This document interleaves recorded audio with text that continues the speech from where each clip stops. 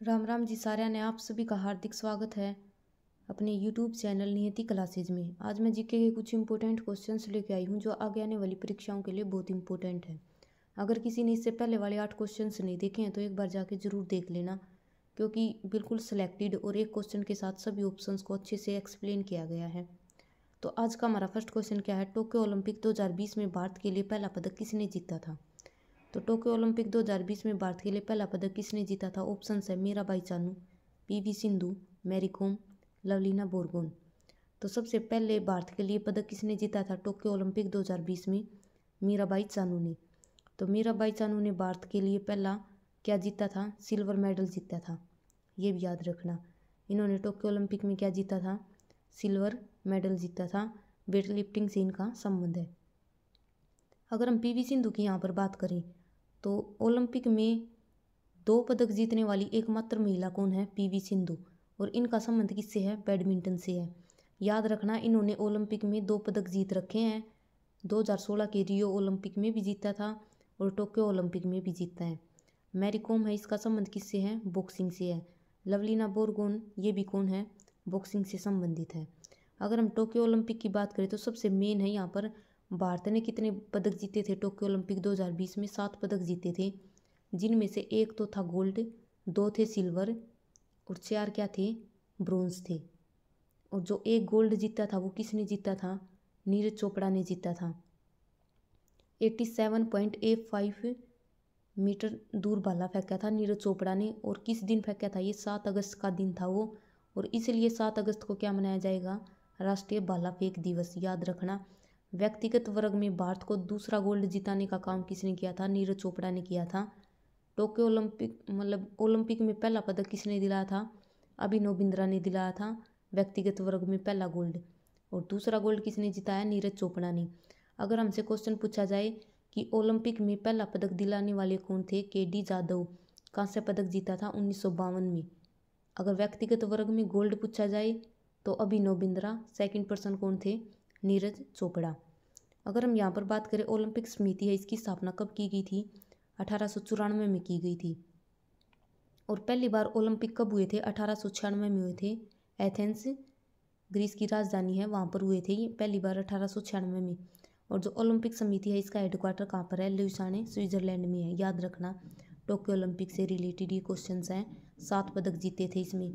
और Tokyo Olympic है, इसका शुभंकर क्या था, मिराई तोवा। ये भी याद रखना। अगला क्वेश्चन है, भारत की जनगणना 2011 के अनुसार निम्नलिखित में से राज्यों और केंद्र शासित प्रदेशों के किस समूह में उच्चतम साक्षरता दर दर्ज की गई है। यानी कि 2011 की जनगणना के अनुसार हमने ये बताना है कि सबसे अधिक साक्षरता किस राज्य की है और किस केंद्र शासित प्रदेश की है। तो किसकी है, सबसे अधिक है केरल राज्य की। और अगर हम यूटी में बात करें तो लक्षद्वीप की। तो ऑप्शन सी हमारा यहाँ पर आंसर हो जाएगा। 2011 की जनगणना के अनुसार क्वेश्चन पूछे जाते हैं, एक तो जो पॉपुलेशन है, जनसंख्या है, सबसे अधिक कहाँ की है, सबसे अधिक है उत्तर प्रदेश राज्य की। और सबसे कम जनसंख्या कहाँ की है, सिक्किम की। ये है पॉपुलेशन से।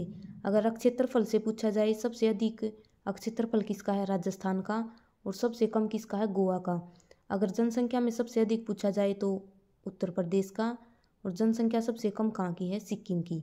अगर जनसंख्या घनत्व पूछा जाए, सबसे अधिक जनसंख्या घनत्व है बिहार का। और सबसे कम जनसंख्या घनत्व कहाँ का है, अरुणाचल प्रदेश का। कितना है, 17। लिंगानुपात की बात करें तो सबसे अधिक लिंगानुपात केरल का। सबसे अधिक साक्षरता केरल की। सबसे कम लिंगानुपात किसका है, हरियाणा का। ये तीनों चीज़ बहुत बार पेपर में पूछी जाती हैं, तो इन्हें याद रखना। अगर कोई पढ़ने वाला बच्चा है तो मेरे कमेंट करके बताइए कि भारत की 2011 के अनुसार साक्षरता दर कितनी है, कितने % है। ये क्वेश्चन HSSC में पूछा गया था कि भारत की साक्षरता दर कितनी है। अगर कोई वाक्य में पढ़ा है तो कमेंट करके ज़रूर बताइए। अगर हम यहाँ पर गोवा की बात करें तो गोवा क्या है, क्षेत्रफल की दृष्टि से सबसे छोटा राज्य कौन सा है, गोवा। और गोवा में क्या क्या है, एक तो गोवा में दूध सागर जलप्रपात है, ये भी याद रखना। मांडवी नदी, जुआरी नदी दोनों बहुत फेमस है गोवा की। गोवा में जो एयरपोर्ट था, मोपा एयरपोर्ट, उसका नाम बदल कर क्या रख दिया गया है, मनोहर पारिकर एयरपोर्ट रख दिया गया है। और एक गोवा से बहुत इंपॉर्टेंट क्वेश्चन, गोवा पहले किसका अधीन रहता था, मतलब किसके अधीन था, पुर्तगालियों की। हमारा देश आज़ाद हो गया था 1947 में, लेकिन फिर भी हमारा जो गोवा है ये आज़ाद नहीं हुआ। क्यों नहीं हुआ? क्योंकि पुर्तगालियों ने इस पर कब्जा करके बैठ रखे थे। तो उसके बाद हमने पुर्तगालियों को 1961 में धक्के मार के बाहर निकाला था भारत से। सबसे पहले आने वाले कौन थे? पुर्तगाली। सबसे लास्ट में भी जाने वाले कौन थे? पुर्तगाली। 1961 में ऑपरेशन विजय के द्वारा हमने गोवा को आज़ाद करवाया और क्या बनाया था? केंद्र शासित प्रदेश बनाया था। और उसके बाद क्या किया था? 56वां संविधान संशोधन 1987 के द्वारा गोवा को 25वां राज्य बनाया गया था भारत का। तो ये याद रखना। केरल की हमने बात कर ली। सबसे अधिक लिंगानुपात और सबसे अधिक साक्षरता कहाँ की है? केरल की है। बहुत इंपॉर्टेंट है। पुदुचेरी के 4 जिले हैं। एक तो पुदुचेरी खुद है, एक माहे है। जो माहे कहाँ पर है? केरल में स्थित है। और भारत का सबसे छोटा जिला कौन सा है? माहे। याद रखना। सबसे बड़ा है कच्छ और सबसे छोटा कौन सा है? माहे, जो कहाँ पर है? केरल में है। ये याद रखना। अगर वीडियो अच्छी लगे तो वीडियो को लाइक करना, शेयर करना और चैनल को सब्सक्राइब करना। अगला क्वेश्चन है हमारा, होजागिरी निम्न में से किस राज्य की प्रसिद्ध नृत्य शैली है? तो ओजागिरी किसकी है? राजस्थान की, त्रिपुरा की, असम की या फिर छत्तीसगढ़ की? तो ओजागिरी किसकी है? त्रिपुरा की। अगर हम त्रिपुरा की बात करें तो खारची मेला और केर पूजा ये दोनों बहुत फेमस हैं त्रिपुरा की। यहाँ की भाषा क्या है? कोकरेक। ये पेपर में पूछी गई थी कि कोकरेक जो भाषा है ये कहाँ की है? त्रिपुरा की है। और इसकी स्थापना कब की गई थी? 1972 में।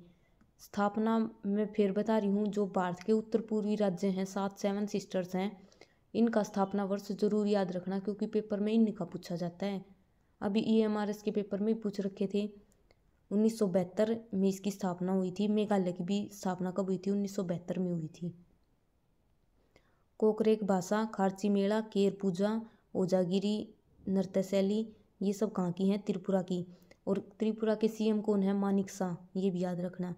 अगर हम राजस्थान की बात करें तो राजस्थान का क्या है? कालबेलिया घूमर नृत्य कहाँ की फेमस है?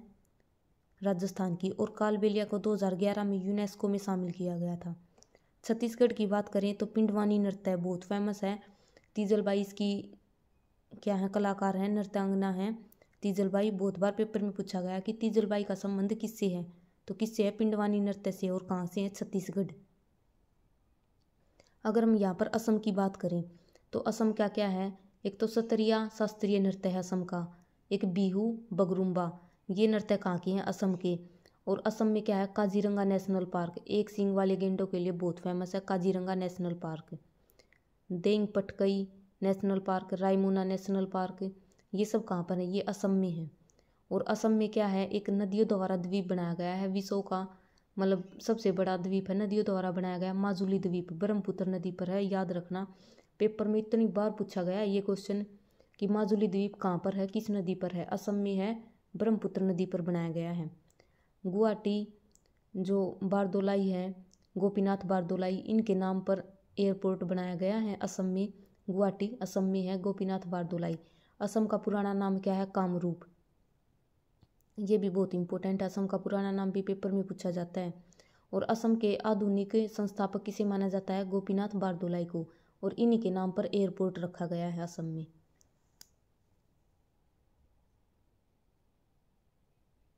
अगला क्वेश्चन है हमारा, मेजर ध्यानचंद खेल रत्न पुरस्कार की इनामी राशि क्या है?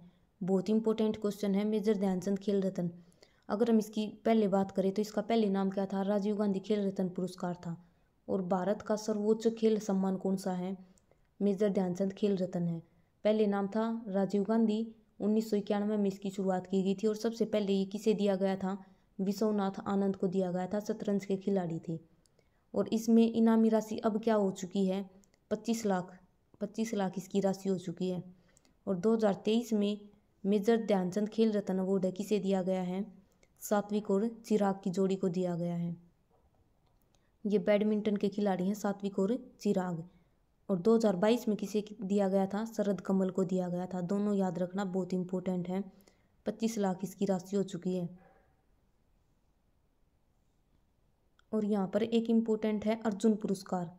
ये अभी 2023 में 26 व्यक्तियों को दिया गया है, मतलब 26 खिलाड़ियों को दिया गया है। इसकी राशि कितनी है? 15 लाख है। 1961 में इसकी शुरुआत की गई थी। और जो द्रोणाचार्य है इसकी भी राशि कितनी है? 15 लाख रुपए है। और 1985 में द्रोणाचार्य अवार्ड दिया शुरू हुआ था और ये किसे दिया जाता है, ये कोच को दिया जाता है। और अर्जुन पुरस्कार 26 व्यक्तियों को दिया गया था।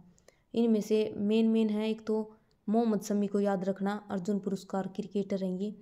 शीतल देवी, जिनको अभी मतलब पैरा तीरंदाजी से संबंधित है, शीतल देवी, उनको भी अर्जुन अवार्ड दिया गया है। बहुत इंपॉर्टेंट नाम है ये, शीतल देवी का नाम याद रखना। प्राची यादव, पैराडोंगी में इन्होंने क्या जीता था, जो खेल हुए थे पैराडोंगी में, इसने गोल्ड जीता था। चौथे पैरा एशियन गेम्स में इन्होंने गोल्ड जीता था, प्राची ने। तो मेजर ध्यानचंद के बारे में याद रखना, 25 लाख इसका आंसर हो जाएगा।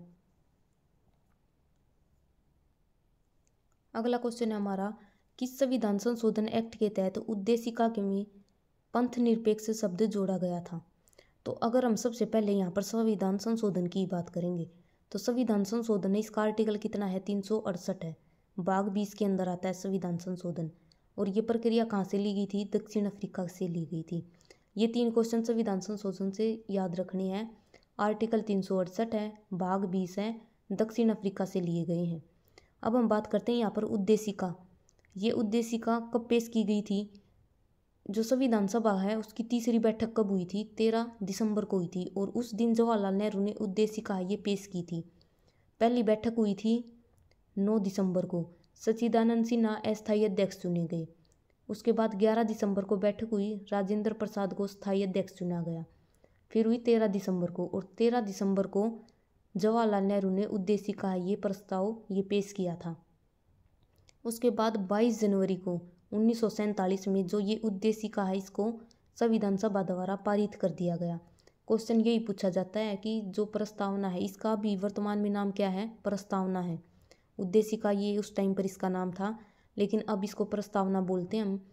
तो उद्देशिका है ये प्रस्तावना, जो 22 जनवरी 1947 को संविधान सभा से पारित कर दी गई थी। और इसमें केवल एक बार संविधान संशोधन हुआ है। सबसे पहले तो यही क्वेश्चन आता है कि हम प्रस्तावना में संशोधन कर सकते हैं। जो केशवानंद भारती केस था 1973 का, उसमें क्या कहा गया था कि हम प्रस्तावना में समय समय पर संशोधन कर सकते हैं। तो हमने अभी तक अब प्रेजेंट तक जो प्रस्तावना है, इसमें केवल एक बार संशोधन हुआ है और उसके द्वारा 3 शब्द जोड़े गए थे। वे 3 शब्द कौन कौन से थे, सोशलिस्ट, सेकुलर और इंटीग्रिटी। तीनों वर्ड याद रखना। इसमें क्या है, सेकुलर की पूछ रखी है, 3 वर्ड थे, सेकुलर, सोशलिस्ट और इंटीग्रिटी। ये 3 शब्द उद्देशिका है इसमें जोड़े गए थे। और किसके द्वारा जोड़े गए थे, 42वां संविधान संशोधन 1976 के द्वारा ये 3 शब्द जोड़े गए थे, सोशलिस्ट, सेकुलर और इंटीग्रिटी। जो 42वां संविधान संशोधन है, इसको क्या बोला जाता है, भारत का मिनी कॉन्स्टिट्यूशन, लघु संविधान किसे कहा जाता है, 42वें संविधान संशोधन को बोला जाता है। इसके द्वारा हमने बहुत सारे कार्य किए थे, इसलिए इसको संविधान, जो लघु संविधान इसको बोला जाता है। तो इसका आंसर तो क्या हो जाएगा, ऑप्शन ए। पूरी एक्सप्लेनेशन के साथ ये क्वेश्चन बताया जाता है। ये थोड़ा सा लिखा नहीं जाता क्योंकि लिखने की बहुत प्रॉब्लम आती है, इसलिए मैं बोल के बताती हूँ सारी चीज़ें। तो 42वें संविधान संशोधन से एक तो यही क्वेश्चन पूछा जाता है कि भारत का लघु संविधान किसे कहा जाता है। इसके द्वारा 3 शब्द जोड़े गए थे प्रस्तावना में, सोशलिस्ट, सेकुलर, इंटीग्रिटी। और 42वें संविधान संशोधन के द्वारा और क्या किया गया था, जो हमारे मौलिक कर्तव्य हैं, 10 मौलिक कर्तव्य जोड़े गए थे, क्योंकि हमारे जो संविधान है उसमें एक भी मौलिक कर्तव्य नहीं था। उसके बाद स्वर्ण सिंह समिति है, उसकी सिफारिश पर हमने 42वें संविधान संशोधन के द्वारा 10 मौलिक कर्तव्यों को जोड़ा गया था। और कहाँ से लिए थे, रूस से लिए थे। उसके बाद जो हमारा 11वां मौलिक कर्तव्य है वो कब जोड़ा गया था, 86वें संविधान संशोधन 2002 के द्वारा ऐड किया गया था। ये याद रखना क्योंकि पेपर में पूछा जाता है कि 11वां मौलिक कर्तव्य किसके द्वारा ऐड किया गया था, 86वें संविधान संशोधन के द्वारा, रूस से हमने लिए थे। और वर्तमान में हमारे मौलिक कर्तव्य कितनी हैं, 11 हैं। अगर हम यहाँ पर बात करें 106वां संविधान संशोधन, ये हमारा लेटेस्ट संविधान संशोधन है, याद रखना बहुत इंपॉर्टेंट है, आगे परीक्षाओं में जरूर पूछा जाएगा। जो 106वां संविधान संशोधन है ये कब आया था, ये 28 सितंबर 2023 को जो हमारी नई संसद थी उसका पहला बिल पास किया गया था। 106वां संविधान संशोधन 128वां बिल था ये। और ये क्या था, नारी शक्ति वंदन एक्ट था। और इस एक्ट में क्या था, जो महिलाएं हैं उनको 33% आरक्षण दिया जाएगा लोकसभा और विधानसभा में। जो लोकसभा विधानसभा की सीटें हैं उसमें 33% महिलाओं को आरक्षण दिया जाएगा। ये था 106वां संविधान संशोधन नारी शक्ति वंदन एक्ट। बहुत इंपॉर्टेंट है, याद रखना, आगे पेपर में जरूर आएगा ये। अगर हम बात करें यहाँ पर 44वें संविधान संशोधन के बारे में, तो 44वां संविधान संशोधन 1978 है। एक तो हमारा जो संपत्ति का अधिकार था उसको मौलिक अधिकार से निकाल कर क्या कर दिया गया, लीगल अधिकार है वो बना दिया गया, लीगल राइट बना दिया 44वें संविधान संशोधन के द्वारा। अगर हम बात करें 61वें संविधान संशोधन 1989 में हुआ था। इसमें क्या था, जो हमारी वोट डालने की उम्र है 21 वर्ष से घटाकर कितनी कर दी गई थी, 18 वर्ष कर दी गई थी। तो ये भी बहुत इंपॉर्टेंट है, याद रखना, ये सारे के सारे जो संविधान संशोधन है बहुत इंपॉर्टेंट है, इनसे पेपर में पूछे जाते हैं। अगला क्वेश्चन क्या है हमारा, निम्नलिखित में से किस देश से भारत ने संविधान में संशोधन की प्रक्रिया को अपनाया है। अगर किसी ने इससे पहले वाला क्वेश्चन अगर ध्यान से सुना है तो उसका आंसर उसको पता चल गया होगा, क्योंकि हमने अभी संविधान संशोधन है उसकी बात की है। तो भारत ने जो संविधान संशोधन की प्रक्रिया वो किस देश से ली गई है, दक्षिण अफ्रीका से ली गई है। अगर हम संविधान संशोधन की बात करें तो आर्टिकल अभी बताया था 368 आर्टिकल है, भाग 20 के अंदर आते हैं, दक्षिण अफ्रीका से लिए गए हैं। अगर हम यहाँ पर ऑस्ट्रेलिया की बात करें तो ऑस्ट्रेलिया से जो प्रस्तावना की भाषा है वो कहाँ से ली गई है, ऑस्ट्रेलिया से ली गई है। समवर्ती सूची है वो भी कहाँ से ली गई है, ऑस्ट्रेलिया से। जर्मनी से क्या लिया गया है, आपातकाल। आयरलैंड से क्या लिया गया है, DPSP, राज्य के नीति निर्देशक तत्व, ये कहाँ से लिए गए हैं, आयरलैंड से लिए गए हैं। तो इसका आंसर हमारा क्या हो जाएगा, ऑप्शन ए, दक्षिण अफ्रीका। अगर वीडियो अच्छी लगे तो वीडियो को लाइक करना, शेयर करना और चैनल को सब्सक्राइब करना। अगर किसी ने राज्य दर्शन की सीरीज़ नहीं देखी है तो एक बार जाके उसे ज़रूर देख लो, क्योंकि जिस भी राज्य से रिलेटेड जो भी ज्योग्राफी, हिस्ट्री, पॉलिटी का क्वेश्चन बनता है वे सभी वहाँ पर कवर करवाए गए हैं। तो वीडियो को एक बार जाके ज़रूर देखो। वीडियो को लाइक करो, शेयर करो, चैनल को सब्सक्राइब करो।